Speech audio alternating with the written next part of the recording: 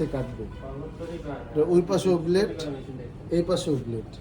আপনি যদি কোনো কিছু সমানভাবে স্লাইস করতে চান, এই কনভেয়ার বেলে দিয়ে দিবেন, ও অটোমেটিক্যালি ওই দিকটা স্লাইস হতে থাকবে।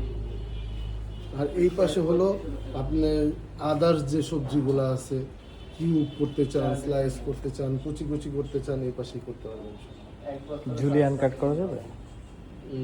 কিরকম হবে? লম্বা ফ্রেঞ্চ ফ্রাইয়ের মতো যেটা, অনেকটা।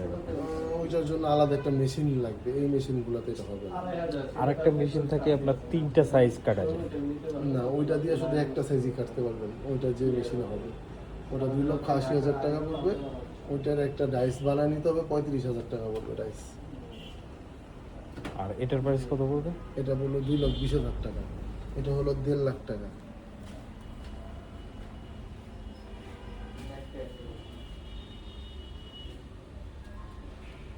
দুটো একসাথে ইউজ করা যাবে না? দুটো একসাথে ইউজ করা যাবে। এই যে দেখেন, দুইটার জন্য দুইটা সুইচ আছে। সেটাই দেখলাম।